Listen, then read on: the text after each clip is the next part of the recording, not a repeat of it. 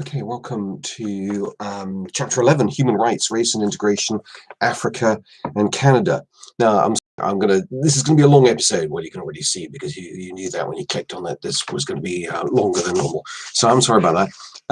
And it's either because there are certain issues, certain chapters, I just seem to talk longer, and it's either because I'm terribly excited about it, and so I get terribly excited about it, or it's the opposite, and I don't understand. So I took more notes than usual in order to see if I might possibly understand it. I'll let you work out which one you think this applies to here. But we've got an interesting complication here, partly to do with how culture and society move in terms of how they perceive, what they think is right and wrong, and partly also in terms of a perception of was cultural element, and in terms of whether or not different peoples want to be integrated or want to be separate, kept allowed to be separate, and how we work that out. Oh, the language for this is going to be tricky. So I'm going to read chunks of it because it's good, some of this stuff. We start off with the Universal Declaration of Human Rights. We find a couple of deep Christians behind it. Article 18 has the right to freedom of thought. Okay, so I'm reading from page 76 in my notes. Conscience, and everyone has the right to freedom of thought, conscience, and religion. This right includes the freedom to change his religion or belief. Perhaps we can include, and freedom either alone or in community with others and in public or private to manifest his religion or belief in teaching, practice, worship, observance. Quite a lot of freedoms there being suggested. The Catholic Church, as we've already looked at, once a keen opponent of human rights, now becomes a firm supporter in the process of the 50s, in the process of all this. So that's all good. But let's bring in Martin Luther King Jr. here and the civil rights movement from the 1963. And his letter from a Birmingham City jail, and his use of the phrase white moderates. I fear I might well have been a white moderate. I do like to think of myself as strong and radical, and yes, but you never know until you're sort of there. And what will our future critics say of us? But here, well, this is rather good, I thought. I must make two honest confessions to you, my Christian and Jewish brothers. First, I must confess that over the past few years, I have been gravely disappointed with the white moderate.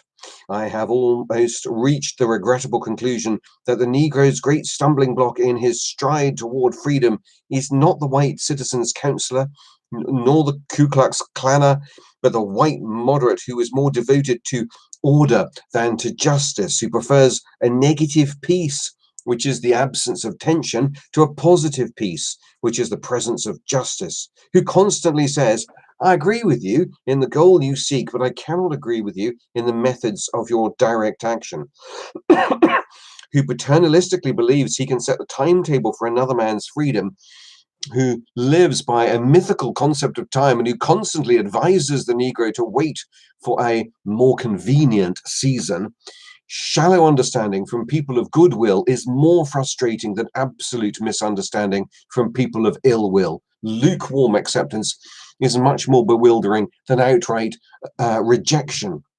I had hoped that the white moderate would understand that law and order exist for the purpose of establishing justice, and that when they fail in this purpose, they become the dangerously structured dams that block the flow of social progress. I had hoped that the white moderate would understand that the present tension in the South is a necessary phase of the transition from an obnoxious negative peace in which the Negro passively accepted his unjust plight to a substantive and positive peace in which all men will respect the dignity and worth of human personality.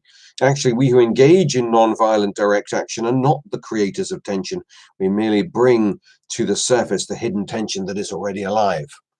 A quote there from a letter from Birmingham City Jail from Martin Luther King. we've already looked at Mahatma Gandhi and how he drew on Trotsky, as well as the Bible. And here we see, that looks like a reference, perhaps. Oh, I can't tell you. I didn't put the note in there, but I nicked it from somewhere else, because I can tell it's in the dark green. We know of the first march, where the brutal attack on the march, and that's all on telly. And then the second march, where clergy from all denominations across the nation in America came in solidarity. And so recently we have commemorated April the 4th, the assassination of Martin Luther King, 1968. Now, out of this flows a movement for reparations, to explore reparations. So the National Black Economic Development, the BEDC, proceeds to write a black manifesto calling on the racist white church to put forward serious and significant reparations to the community. And there's a lot of support for this. There's a bit of protest from James Foreman interrupting Sunday services. And there's some good effect here. It stirs the conscience, it stirs the pocket. The World Council of Churches produced a 7-point plan, so that in 1970 there is this program to combat racism, PCR. I did mention that a couple of chapters back, and I said don't forget that I will come to this later. So there you are, that's me coming to it again. And so we come to apartheid and the churches, and we start with Diarmaid MacCulloch. Afrikaners were proud of more than 2 centuries of struggle to establish themselves in a wilderness, buoyed up by militant reformed Protestantism. So that's the starting point. But in this setting, where you've got a minority white, majority black, how are we going to integrate? How are we going to cooperate? And there's a strong desire not to go for full racial assimilation, for fear of exploitation. So that the original idea that's behind all this is keeping that separateness for the purposes of stopping exploitation, for the purposes of allowing, bottom of page 78 here, as Stanley puts it, native and coloured mixed race to develop into self-respecting Christian nations. So here the idea is that God in his sovereignty had separated nations into their allotted spheres, within which their distinctive cultures could flourish. And so you get this word apartheid, the Afrikaans word for separateness. Now, what I'd like you to take note of here is the act of theft. So Diarmaid MacCulloch, act of theft from the churches. The entire mass education system that the churches have built up from 1953, this is taken over by the government and becomes an instrument by the government to hold back black Africans rather than to advance them. And we'll see that it's the education system in itself that becomes this pivotal point. So you've got references here to Trevor Huddleston, Nelson Mandela, Archbishop Tutu, the Truth and Reconciliation Commission, which seems to have done some good.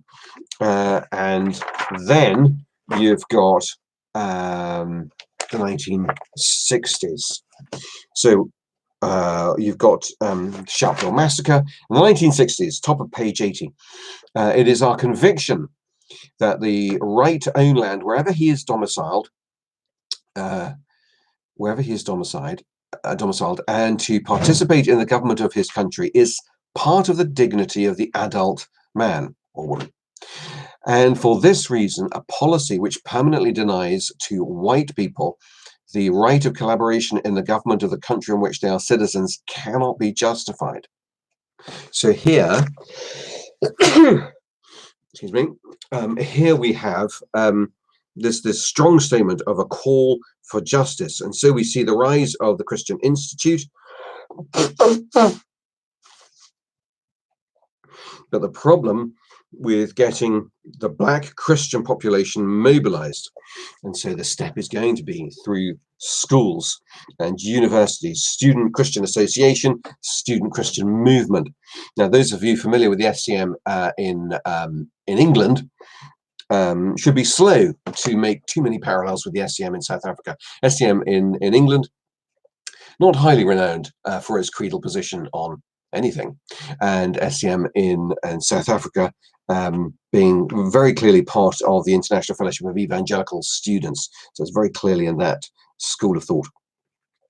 So we have the rise of these different groups, and we have out of it coming this Kairos document, where we read, it was the moral duty of all who are oppressed to resist oppression and to struggle for liberation and for justice.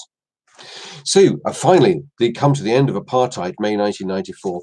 It wasn't the work of Christians alone, but we really shouldn't also, so we don't want to overestimate, over egg that point, but we also don't want to play this as well. The church exerted unusual influence in this approach. So what started as partial segregation of South African Black indigenous people as the best way to achieve their protection from white exploitation, using a differentiated education system, it became oppressive, and from the education system, out of this arose the fight to break free with the help of the FCM. So we move then to the Canadian churches and the residential schools. Now, there are two big issues here. It'd be really good if you could just for a moment focus on the first issue, because that's the one that's relevant, to the title of the chapter. But you just can't get to the end of this without having a proper go at the second part of this issue. So the two big issues, and that's why I said this is going to be a long episode. The first of this issue is how to integrate indigenous people. Here you've got a majority white people and a minority First Nations, sometimes called First Peoples. Notice the plural there, not First People, First Peoples. And this is the issue, and the plan is total equality. Let's go for total equality, and so that means absorption of the minority First Nations into the majority white peoples, into the majority. And so here the Canadian government, they put a ton of money into churches and mission agencies to set up schools so that they get on with it. By 1902, you've got a whole bunch of schools set up, and they are initially separate. And what we're doing is we're teaching English, we're teaching you values, we're sort of Christianizing you, because we think that's going to be a good way to assimilate you into what we're about. By 1951, we start to see the close of separate schools, and not everyone is going to like that closing of separate schools. Kind of got to enjoy that. And finally, the last residential school is closed in 1986. South Africa, just a little flip back so you can keep the parallel going. The prospect of full assimilation was threatening to the ruling white minority. You've got the ruling white minority. If we have all these blacks come, this majority blacks come into us, gosh, what will that mean for us? So we must keep separate. And so there's an element of separateness there that is part of the design of apartheid. Here, this is different, and this is where the majority white are welcoming in and seeking this population assimilation of First Nations peoples. Now, there's a sort of a perception of this as the people being interned against their wills. So a number of First Nations children were not altogether keen on this, and their parents weren't keen on this. And so by 1954, you got the Indian Catholic League, and they objected to sending their children to non-Indian schools. They wanted the segregation because they felt that attracted significant indigenous support. The trouble is, you see, is if you're going to fully integrate us, that's going to kill off our indigenous culture and our language. Of course, there is the other side of the coin, which is where the chiefs were keen for their people to learn English, because it would give them jobs and so on and so forth in that setting. So they were keen to promote. There's an element of keenness to promote all of that, and also you've got to teach certain languages, certain subjects in a generic language, such as English, because you've got too many indigenous languages, Aboriginal languages that are going on here. So in 1955, this is seen as an inspirational story of integration, a release from primitive superstition. But by 1986, what we're going to see is the moderator of the church issuing a formal apology to First Nations for the church's cultural imperialism. And then we'll see other denominations follow shortly after that. So there you are. That was issue 1, but we've got to do issue 2. So I'm sorry about that. And that's why this gets to be a bit longer. Issue 2 is the whole area of disclosure. 1990, we have the first disclosure of abuse by clergy whilst Phil Fontaine is a pupil, and it triggers a flood of other disclosures and the resulting lawsuits and calls for reparations. And the cost of the lawsuits look to be hugely significant, so much so that the federal government have to get involved. And we're not finished with that. I don't. Well, actually, by 2020, perhaps, I don't know. I'll let you look that up, see how far through we've got with that. But I know that the Canadian government were keen to sort of put a stop to it to fresh claims at some point. So Canada 2009 established its own Truth and Reconciliation Commission, but I don't get the feeling, certainly Stanley doesn't, that this has really been so fruitful in the way that it was in South Africa. So what we're seeing here is we're trying to balance Christian altruism. We're trying to balance cultural genocide. How we talk about this in the story of what's happening in South Africa and in Canada, how we talk about cultural genocide, and how we talk about reforming and equipping Indigenous people through Christian civilingness. So here we're seeing Christianity as a good, socially transformative thing, but whereas unlike South Africa, where we saw education was a good thing, here First Nations education seems to not be a good thing. And so what we're doing is trying to balance in South Africa, the black majority viewing this as liberation, whereas in Canada, the concern for First Nations for preservation of their cultural identity. So that's that issue. Now back to safeguarding, because I just feel this is kind of where we need to end this chapter. And this has moved, at least in the UK, from the quiet moving of clergy from one parish to another, sweeping it under the carpet, protecting the institution, through to CRBs, if you're old enough to remember CRBs, and on to DBSs, along with complaints from the volunteers going, oh, do I really have to do this? You've known me long enough. Why are we doing this? But we seem to have come through some of that to a point where we are seeing safeguarding now as a core part of our mission to show the community that children, more latterly vulnerable adults, has now joined us. They're safe here with us as a worshipping community. John Paul II gets on this. I found it very interesting reading Gonzalez's book, and how it just gets 6 lines, this whole issue. Just gets 6 lines. And, and he's writing from a North American perspective as well. It really does deserve a bit more than 6 lines, most of which is made up of talking about the money. Diamond McCulloch explains a little bit more, and so he sees the cover-ups, the callous treatment of those who spoke out. The problem is the defensiveness, which is common to all monumental institutions. And we see an inheritance from centuries of building an image of priesthood in which the priest, by virtue of ordination, became an objectively different being from other humans. I don't know if any of you as students, whether part of your essay writing is part of training for ordination and the priesthood, and whether you have a particular theology of priesthood, which means you're looking forward to your ontological change as you come to that moment of priesthood. I think particularly if you do end up writing an essay on this, you should be looking for the Shemmings report, particularly with regard to the Chichester diocese. It has a very interesting exploration uh, um, of the hows, the whys and the hows. It tries to look at rather than the whats. And so it's quite a different sort of report. And obviously, a key document here is the ICSA report. I'm going to stop there, and we will shortly come to women priests and being gay as we come to chapter 12.